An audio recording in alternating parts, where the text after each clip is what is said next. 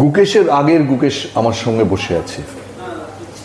আপনারা হয়তো ওকে দিব্যেন্দু বড়ুয়া হিসেবে চেনেন, কিন্তু আমরা যারা 80-র দশকে সাংবাদিকতা করছি বা সেই সময় থেকে সাংবাদিকতা করছি, তাদের কাছে বিস্ময় বালক যদি কেউ থেকে থাকে সেটা কিন্তু এই দিব্যেন্দু বড়ুয়া। 12 বছর বয়সে প্রথম ভারতীয় চেসে ও পার্টিসিপেট করে এবং চ্যাম্পিয়ন হয় জাতীয় চেসে, কোয়ালিফাই 12 বছর বয়সে ন্যাশনাল চেজে কলকাতা থেকে একটি ছেলে, তারপর লয়েডস ব্যাংকে যায়, সেখানে ইভেনচুয়ালি একটা ম্যাচে কাসপারভকে হারায়। ভিক্টর কর্শনয় সেই সময়কার ভিক্টর কর্শনয় হচ্ছেন সেই সময়কার ওয়ার্ল্ড চ্যাম্পিয়ন, তারপরে চ্যালেঞ্জার। তাকে এই কর্শনয়কে হারানোটা, ওটাই দিব্যেন্দু বড়ুয়াকে একেবারে পাদপ্রদীপের সামনে নিয়ে আসে। কিন্তু আজকে আমরা 2024-এ বসে কথা বলছি অন্য একজনকে নিয়ে, যার নাম গুকেশ। আসমুদ্র হিমাচল, কাশ্মীর থেকে রামেশ্বরম, যাকে নিয়ে আলোড়িত গুকেশ। আমি দাবা বোর্ডেই তোমাকে, আমরা খেলতে খেলতে কথা বলবো, কিন্তু অ্যাকচুয়ালি খেলতে খেলতে কথা বলবো এই দুঃসাহসটা দেখাচ্ছি একটাই কারণে। আমার প্রথম অ্যাসাইনমেন্ট ছিল দিব্যেন্দু বড়ুয়া 30 জন শিল্পী সাহিত্যিকের সঙ্গে গোর্কি সদনে খেলবেন, সেটা কাভার করা। জুলাই 1983 সেই শিল্পী সাহিত্যিকদের মধ্যে ছিলেন সত্যজিৎ রায়, চুনী গোস্বামী, সুভাষ মুখোপাধ্যায়, নীরেন্দ্রনাথ চক্রবর্তী, সুনীল গঙ্গোপাধ্যায়। যে কটা নাম মনে করতে পারলাম আমি। 30 জনের সঙ্গে একই সঙ্গে তুমি খেলছিলে। এখানে আনফর্চুনেটলি 30 জন নেই, কিন্তু শুরু করলাম খেলা।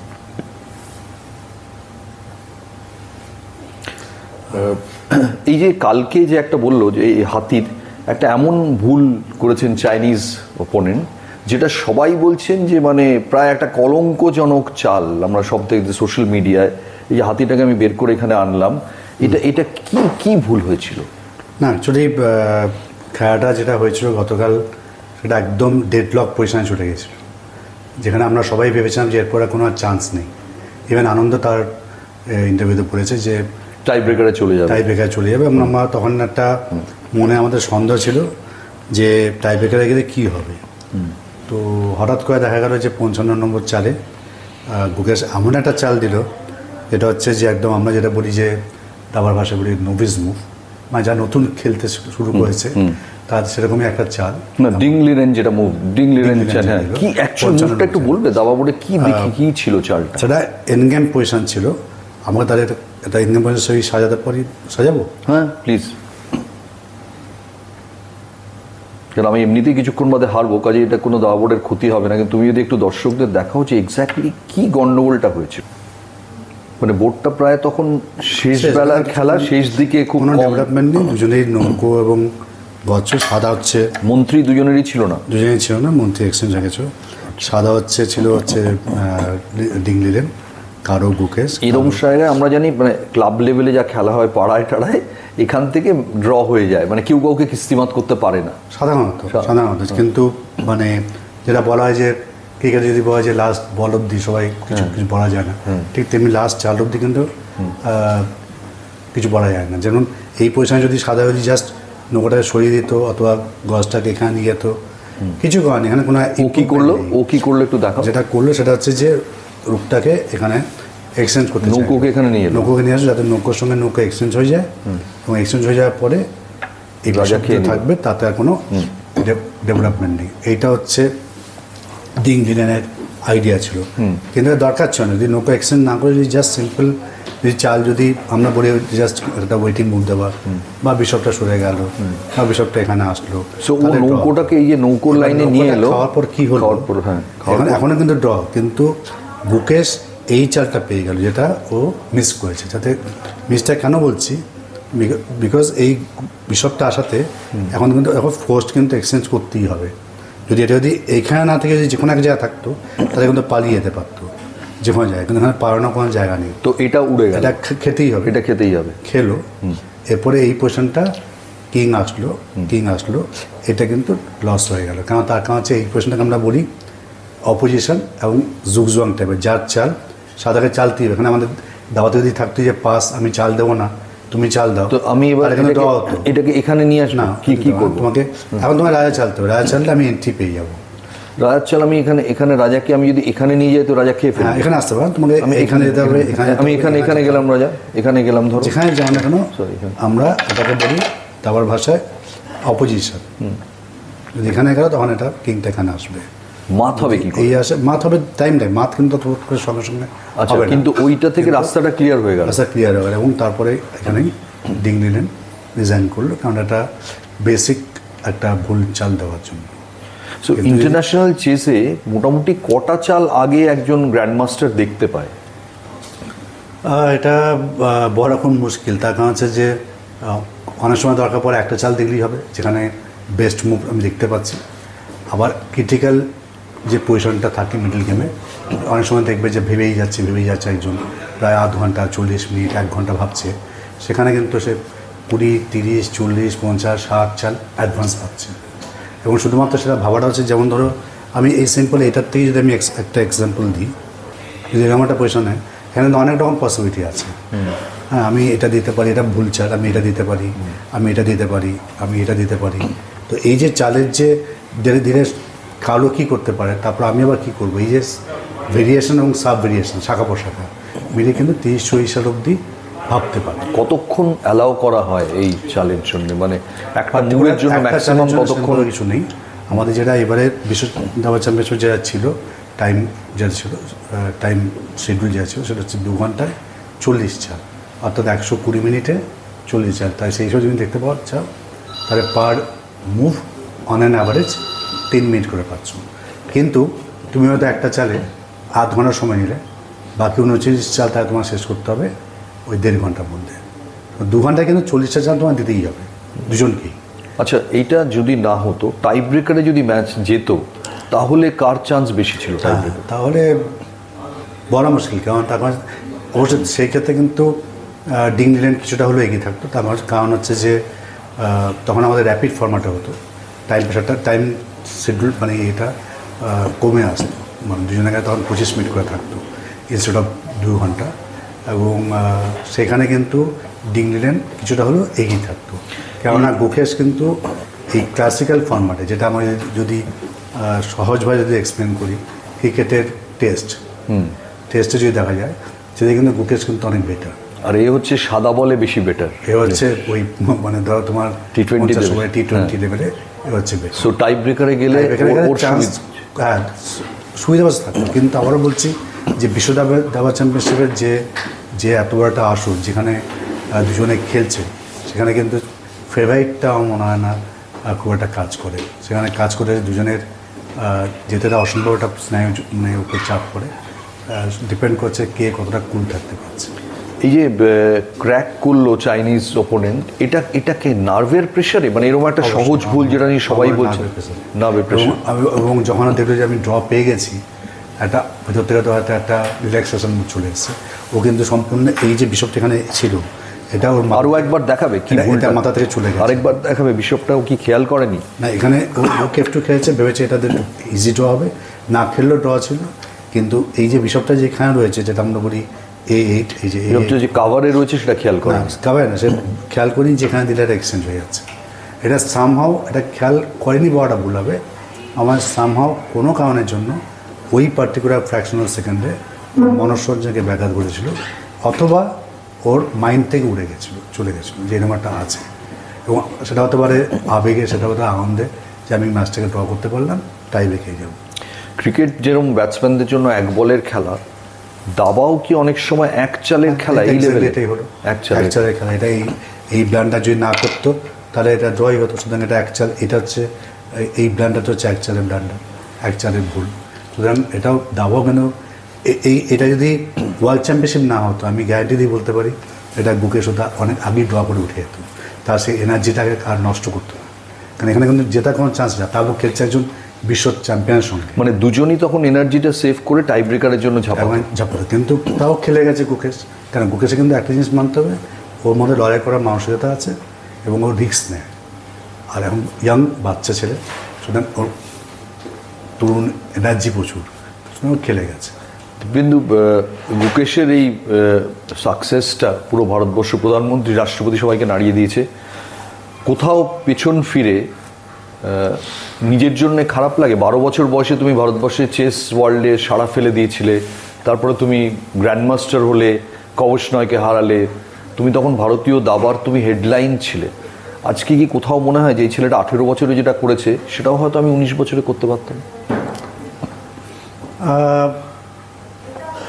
আমি সেভাবে দেখি না, কারণ আমি দেখি যে যুগ পাল্টেছে, টেকনোলজি পাল্টেছে, তার সঙ্গে সঙ্গে মানসিকতা পাল্টেছে।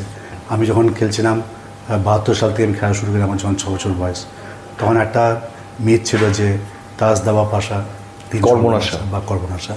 তো দাবাটার সম্বন্ধে তো লোকের মনে একটা অন্য ধারণা ছিল, দাবাটা হচ্ছে বয়স্কদের খেলা, দাবাটা হচ্ছে জাস্ট সময় কাটানোর খেলা। কিন্তু সেই জায়গাতে কিন্তু আছে, কিন্তু দাবাটা হচ্ছে বাচ্চাদেরই খেলা। এবং সেটা তুমি পায়োনিয়ার করেছো বলতে গেলে বাংলা এবং ভারতবর্ষে। সেই যে আজকে কিন্তু সবাই যখন কপিল দেবও কনগ্রাচুলেট করছেন, উনি বলছেন যে ভিশি আনন্দ থেকে শুরু হয়েছে, ভিশি আনন্দের আগে যে আর একটা আনন্দ ছিল সেটা কিন্তু লোকে ভুলে গেছে। না, সেটা যেহেতু আমি ওয়ার্ল্ড চ্যাম্পিয়নশিপে কোয়ালিফাই করিনি বা ওয়ার্ল্ড চ্যাম্পিয়নশিপ খেলতে পারি, ওয়ার্ল্ড চ্যাম্পিয়নশিপ খেলেছি কিন্তু চ্যাম্পিয়ন হয়নি। তো ডেফিনেটলি পরে আনন্দ আমার থেকে 3 বছরের জুনিয়র, ও পরে এসেও দুর্গাগুদিতে বেরিয়ে গেছে এবং প্রথম গ্র্যান্ড মাস্টার হয়েছে, ক্যান্ডিডেটসে কোয়ালিফাই করেছে, ওয়ার্ল্ড জুনিয়র চ্যাম্পিয়ন হয়েছে, ওয়ার্ল্ড চ্যাম্পিয়ন হয়েছে। সুতরাং আমি 82-তে যখন ভিক্টর কৃষ্ণকে হারালাম, তখন উনি ছিলেন বিশ্বের 2 নম্বর খেলোয়াড়। তখন যে সারাটা পেয়েছিলাম সমস্ত বিশ্বজুড়ে, তখন এত চ্যানেল ছিল না, তখন গুটি কয়েক খবরের কাগজ ছিল। তা সত্ত্বেও বিবিসি থেকে আরম্ভ করে সব জায়গায় খুব ভালো কাভারেজ হয়েছিল। এবং আমি বোধহয় প্রথম ভারতীয় যে একজন ওই বিশ্বের প্রথম মানে সেকেন্ড দাবালুকে মানে হারিয়েছি। তো সুতরাং সেখানে দেখতে গেলে তারপরে কিন্তু সেই মতন যেটা একজনকে এগিয়ে যেতে হলে তার শুধুমাত্র তার ট্যালেন্ট বা থাকলে হবে না, তাকে যে পরিচর্যা টিম দরকার তাকে এগিয়ে নেওয়ার জন্য। সুতরাং সেই পরিবেশটা তখন ছিল না, সেখানে অনেকগুলো ফ্যাক্টর ছিল তার মধ্যে। সুতরাং সেটা নিয়ে আমি আর ভাবি না, আমি যা হয়েছে সেটাই। কিন্তু আমাদের মাঝে মাঝে মনে হয় যে কি হতো যদি দিব্যেন্দু বড়ুয়ার জন্ম হতো চেন্নাইতে, বিশ্বনাথানন্দের জন্ম হতো কলকাতায়, এই দুটো বোর্ডকে যদি ঘুরিয়ে দেওয়া যেত তাহলে ব্যাচটা কি দাঁড়াতো? তাহলে হয়তো সম্পূর্ণ অন্য কিছু হতো, হয়তো কী হতো সেটা বড় মুশকিল। কিন্তু ডেফিনেটলি আমাদের বাংলার থেকে অনেক কদম এগিয়ে আছে তামিলনাড়ু। কারণ আমি ছোটোবেলার থেকে তামিলনাড়ুতে প্রচুর টুর্নামেন্ট খেলতে গেছি, দেখেছি ওখানকার দাবাটা বিভিন্ন জেলাভিত্তিক একটা কালচার রয়েছে। আজকে পুরো বিশ্বে যদি সোভিয়েত ইউনিয়নের যে কালচারটা ছিল, দাবা বলতে সোভিয়েত ইউনিয়ন, রাশিয়া, ফুটবল বলতে যেমন ব্রাজিল, আর্জেন্টিনা, যে ঘরানাটা, সেটা কিন্তু আমাদের দাবাতে কিন্তু ভারতবর্ষেই মানে মানচিত্রে তামিলনাড়ু কিন্তু সেই জায়গাটা আছে, যার জন্য কিন্তু আজকে প্রথম ইন্টারন্যাশনাল মাস্টার ম্যানুয়েল আরেন তামিলনাড়ু থেকে, প্রথম গ্র্যান্ড মাস্টার তামিলনাড়ু থেকে, বর্তমানে যত বিশ্ব চ্যাম্পিয়ন তামিলনাড়ু থেকে, বর্তমানে যত গ্র্যান্ড মাস্টার আছে ভারতবর্ষের তার অর্ধেক তামিলনাড়ু থেকে। সুতরাং এই যে কালচারটা, এটাই কিন্তু মানতেই হবে। সুতরাং আজকে পশ্চিমবঙ্গে তো আমাদের কোনো কালচার ছিল না, কালচার এখনও নেই। যদি আমি চেষ্টা করে গেছি, করে যাচ্ছি আমার ব্যক্তিগত উদ্যোগে যতটা পাওয়া যায় বাংলা চারদিকে দাবাটাকে ছড়াতে। তো সুতরাং কী হতো বড় মুশকিল। সানিয়া মির্জার বাবা একটা খুব ইন্টারেস্টিং কথা বলেন। উনি বলেন যে ক্রিকেট একটা টিম স্পোর্ট, কিন্তু ক্রিকেটে টিম স্পোর্টের জন্য একজন বা আধজন একটা ক্রিকেটারকে তৈরি করতে পারেন, একজন কোচ, তার বাড়ির লোক, যে কোনো কেউ একজন ক্রিকেটার। টেনিস, দাবা এগুলো হচ্ছে ইন্ডিভিজুয়াল স্পোর্ট, বাট প্রবলেম হচ্ছে এদের ওখান থেকে স্পোর্টস পার্সন তৈরি করতে হলে টিম দরকার। অর্থাৎ টিম স্পোর্টে একটা লোক প্লেয়ার তৈরি করতে পারে, কিন্তু ইন্ডিভিজুয়াল স্পোর্টে একটা টিম দরকার, সেই টিমটা না হলে সে প্লেয়ারটা তৈরি হয় না। এটা কিন্তু আমি একমত। তার কারণ হচ্ছে যে অনেক সময় মনে হয়েছে, আমি যেমন বিশ্ব দাবা চ্যাম্পিয়নশিপ যখন খেলতে গেছিলাম, আমরা বোর্ডটা সাজিয়ে ফেলি 2000 সালে যখন খেলতে গেছিলাম, তখন আমি ফিল করেছি যে আমার সঙ্গে যদি কেউ থাকতো, আমি হারিফম্যানকে হারিয়েছিলাম প্রথম গেমে, সেখানে বেস্ট অফ 2 গেমে, সেকেন্ড গেমটা আমি হেরে যাই। কিন্তু আমার সঙ্গে যদি কোনো ম্যানেজার থাকতো, কোচ থাকতো, বা তার সঙ্গে সঙ্গে যদি একটা গাইডেন্স থাকতো, প্রপার গাইডেন্স থাকতো, তারপর হচ্ছে যে মেন্টার নিয়ে যাওয়া, এই যে মানে সাইকোলজিস্টকে নিয়ে যাওয়া। এখন তো প্যাডি আপটনও দাবা নিয়ে কথা বলছেন, বা প্যাডি আপটনও টিমকে তৈরি করছেন, এবং সে উনি ছিলেন কালকে কুকেশের ওখানে উনি পৌঁছে গেছিলেন। সুতরাং এই যে সাইকোলজিস্ট দাবাতে কেন লাগে? দাবা হচ্ছে সম্পূর্ণ সাইকোলজিক্যাল গেম। তোমাকে ভেবে যেতে হচ্ছে যে তুমি কি খেলবে, তুমি কি খেলতে পারো। আমি এই যে চোখে তোমার যখন খেলা যখন চলে, তুমি যখন বোর্ড দিকে তাকাচ্ছ, তুমি কোন দিকে তাকাচ্ছ, তোমার চোখটা কোন দিকে যাচ্ছে, তার উপর কিন্তু বেস করে আমি অনেকটাই গেস করতে পারি। ও মানে তুমি যখন তাকাবে, যখন তুমি যদি এদিক তোমার দেখো, আমরা যখন ভাবি তখন আমি তো এটা ভাবছি না যে আমরা অপরেন্ট কোন দিকে তাকাচ্ছি কি, আমি তখন ভাবছি, যখন আমি ভাবছি এই দিকটা ভাবছি আমি, তখন আমি একটা অ্যাজিউম করতে পারি, ধারণা করতে পারি যে এটা তোমার, তুমি হয়তো এই দিকটা ভাবছো, তুমি এই দিকটা চাল দেবে। তো তো সাইকোলজিক্যাল একটা প্রচুর কাজ করে সাইকোলজি দাবাতে। মানে তুমি কোনো সাইকোলজিস্ট তোমার সঙ্গে কাজ করেছেন কখনো? না না, মানে এই সময় তখন কোনো কনসেপ্টটাই ছিল না। এবং যেটা নতুন চালু হয়েছে যে স্পোর্টসে দরকার তোমার কিস্তি।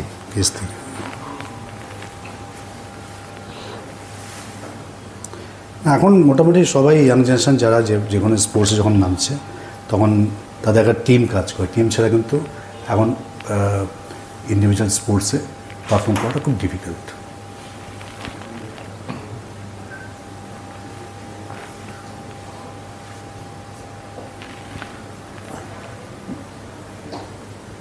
তুমি জেনে বুঝে দিলে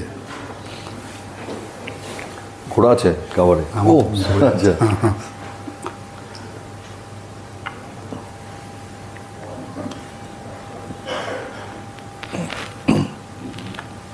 এই যে সবাই বলছেন যে এবারের ওয়ার্ল্ড চ্যাম্পিয়নশিপটা একেবারেই স্ট্যান্ডার্ড ঠিকমতো হয়নি, এত সমালোচনা, এটা কারণটা কি?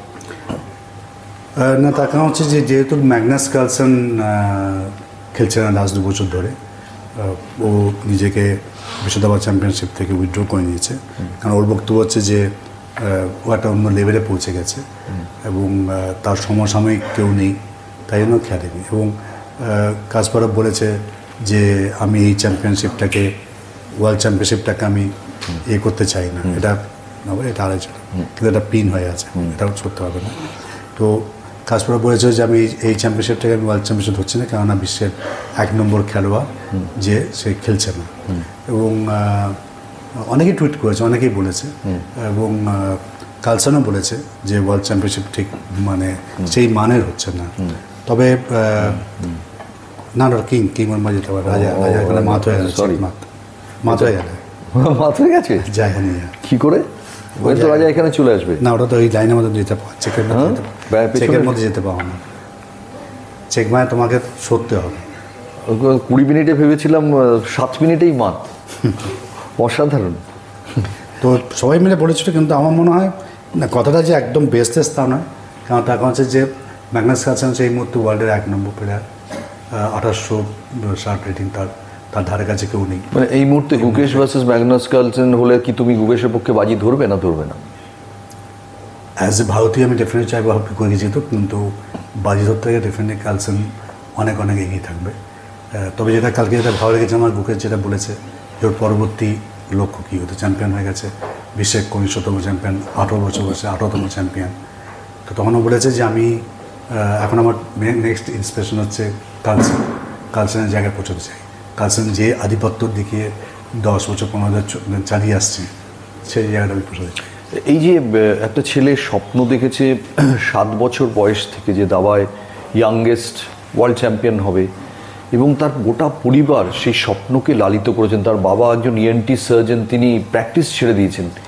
এই যে পুরোটা একদম সঙ্গে থাকা, যেরকম আমরা কলকাতায় দেখেছি লিয়েন্ডার পেসকে ওয়েস্ট পেজ বিয়ে করছেন, এটা ছাড়া কি অসম্ভব ইন্ডিভিজুয়াল স্পোর্টে প্লেয়ার? ডেফিনেটলি বাবা মায়ের অবদান তো সবথেকে বেশি দরকার 1 নম্বর। তার সঙ্গে সঙ্গে পারিপার্শ্বিক আরও অনেক কিছু ফ্যাক্টর কাজ করে, যেগুলোকে স্পন্সরশিপ আছে, অবভিয়াসলি টাকাটা একটা বড় ফ্যাক্টর, আর্থিক সাহায্য একটা বড় ফ্যাক্টর, যেটা চেন্নাইতে বাংলার চেয়ে বেশি পাওয়া যায়, অনেক বেশি পাওয়া যায়। আর 2 নম্বর হচ্ছে যে আমি আনন্দের ক্ষেত্রে দেখেছি, আনন্দের মা সবসময় ওকে নিয়ে ঘুরে বেড়াতো, অ্যাটলিস্ট গ্র্যান্ড মাস্টার হওয়া হতো, তারপরে ওকে মাঝে মধ্যে একা ছাড়তো। তো সুতরাং এই যে সঙ্গে থাকাটা, যাতে সে কোনোরকম বাজে সঙ্গে মধ্যে না পড়ে যায়, সেই যাতে ফোকাস থাকে।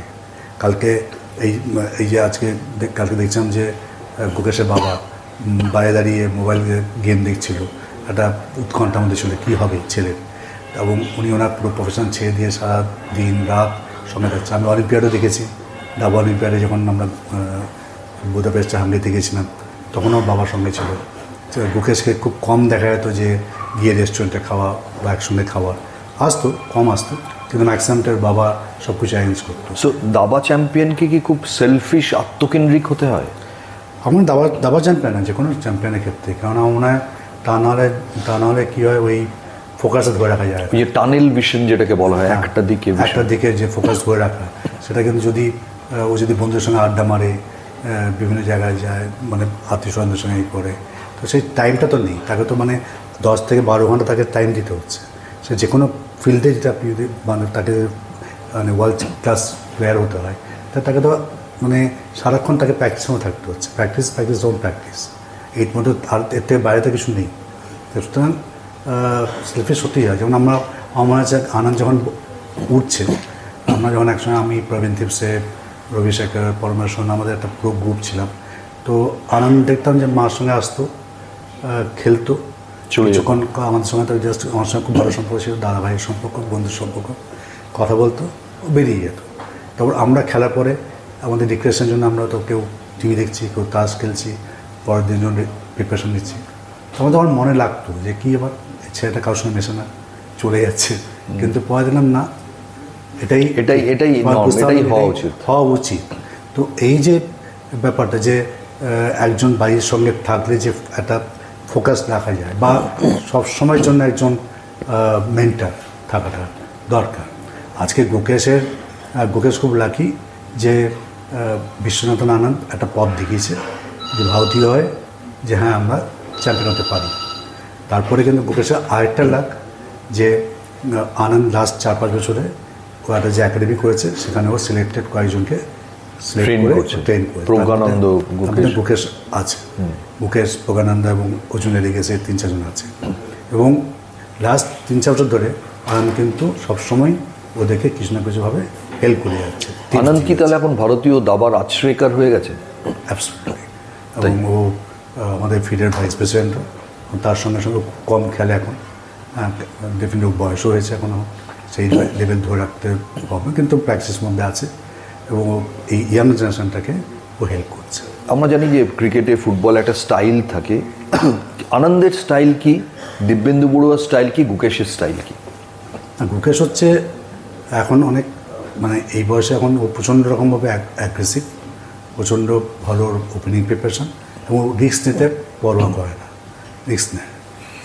আমার সবথেকে বড় দুর্বলতা হচ্ছিলো ওপেনিং, সেটা কোনোদিনই কাটিয়ে উঠতে পারিনি। কারণ আমি সেই ছোটোবেলা থেকে আমি সেই বেসিক ফাউন্ডেশন তৈরি হয়নি আমার, বই পড়ে কোনোদিন আমি বা ট্রেনিং পেয়ে কোনোদিন বড় হয়নি। কিন্তু তা সত্ত্বেও তো তুমি ছোটোবেলা থেকে এত টুর্নামেন্ট জিতছো। হ্যাঁ, ভাগ্যবান আমি তখন একদিকে বলতে পারি যে ভাগ্যবান, তখন কম্পিউটার ছিল না। আমি তখন শুরু থেকেই মাথা ঘামাতে হতো সবাইকে। মানে এখন যেটা হচ্ছে যে কম্পিউটার বা ইঞ্জিন, যে সফটওয়্যার যে ইঞ্জিন চলে এসেছে, যদি তোমার আমলে কম্পিউটার থাকতো তুমি বাড়ি বসে অনেক কিছু প্রিপারেশন করতে পারো। প্রিপারেশন করতে হতো। আনন্দ হচ্ছে ওভারঅল মানে টোটাল প্লেয়ার, তার ওপেনিং ভালো, তার মিডল গেম ভালো, তার এন্ড গেম ভালো। সুতরাং আনন্দ হচ্ছে সেলফ মেড, তার সঙ্গে সঙ্গে ও জিনিয়াস। এবং ওর সবথেকে ভালো, সবথেকে যেটা ওকে মানে হেল্প করে, সেটা হচ্ছে যে ওর বাবা যদি জেনারেল ম্যানেজার ছিলেন, পোস্টিং ছিলেন ফিলিপিন্সে। সেই সময় ফিলিপিন হচ্ছে আমাদের এশিয়ার প্রথম গ্র্যান্ড মাস্টার, ফিলিপিন্সে ইউজিন টোরে। তো ওখানে ওর ভাইয়ের কাছ থেকে, মিস্টার টোরের ভাইয়ের কাছ থেকে ও ট্রেনিংটা পেয়েছে। টপ ফর্মের বিশ্বনাথন আনন্দ ভার্সেস টপ ফর্মের দিব্যেন্দু বড়ুয়া, কে জিতবে? অফ ফর্মের দিব্যেন্দু বড়ুয়া ভার্সেস টপ ফর্মের বিশ্বনাথন আনন্দ ভার্সেস টপ ফর্মের দিব্যেন্দু বড়ুয়া। না, সেই সময় আমার সঙ্গে আনন্দের অনেকবার খেলা হয়েছে, 91 অবধি, তখন অবধি ইকুয়াল। 94 পর আর সুযোগ হয়নি, কারণ তখন অন্য একটা লেভেলে চলে গেছে। তো ডেফিনেটলি এখন 91 অবধি ইকুয়ালই ছিল। 91 অবধি ইকুয়াল ছিল। তারপরে ও প্রথম গ্র্যান্ড মাস্টার, আমি দ্বিতীয় গ্র্যান্ড মাস্টার হই 91-এ। আমি লাস্ট খেলার সুযোগ পাই, কলকাতায় খেলা হয়েছিল, সেখানে ড্র হয়েছিল। এবং সেটা এখনও মানে দুজনেই আমরা ওটা ভাবে অসম্ভব একটা ফাইট ড্র হয়েছিল। কিন্তু ডেফিনেটলি তারপরে ওর লেভেল অনেক হাই হয়ে গেছে এবং খেলোয়াড়ে ডেফিনেটলি অনেক এগিয়ে। দাবাতে জেনারেশনাল চেঞ্জ কীরকম হয়েছে? দাবা বোর্ডে 64 খোপের একটা দুনিয়া, ক্রিকেটে, ফুটবলে অনেক চেঞ্জ হয়ে গেছে। দাবায় চেঞ্জটা কী? দাবায় চেঞ্জটা আসছে সেটা হচ্ছে যে 64টা খোপের মধ্যে খেলা হলেও কিন্তু এখনও কিন্তু এর মধ্যে অনেক কিছু দেওয়ার আছে, অনেক কিছু নতুন আইডিয়াস, নতুন ওপেনিংয়ের আইডিয়াগুলো কিন্তু এখনও মানে সৃষ্টি হচ্ছে। এবং ইঞ্জিন চলে আসাতে, মানে কম্পিউটার চলে আসাতে সফটওয়্যার ইঞ্জিন চলে আসাতে এখন যেটা হচ্ছে সেটা হচ্ছে অনেক বেশি কী বলে রিসার্চ হয়ে আসছে। এখন যে একটা বাচ্চা যখন খেলতে আসছে তখন তার কাছে কিন্তু সমস্ত রকম সে ইনফরমেশন থাকতে আছে। সে কিন্তু মানে চোখ বুঝে সে 25 অবধি আমার সঙ্গে খেলে যাবে, তার কোনো অসুবিধা হবে না। তো এই চেঞ্জেসটা আসছে, কিন্তু at the same time Bobby Fischer, সবাই জানি ববি ফিশার একজন কিংবদন্তি খেলোয়াড়। ববি ফিশার ভার্সেস ক্যাসপারভ যদি একটা ড্রিম ম্যাচ করা যেত, কে জিততো? দুজনের সেরা ফর্মে থাকলে ডেফিনেটলি হাড্ডাহাড্ডি লড়াই হতো। তো আমি বলবো ববি ফিশার হচ্ছে আমাদের ভারত মানে বিশ্ব দাবার মানে পায়োনিয়ার, কেননা ববি ফিশারের জন্যই এই সময় বিশ্ব দাবার একটা আলোড়ন তৈরি হয়েছিল 72 সালের ম্যাচে।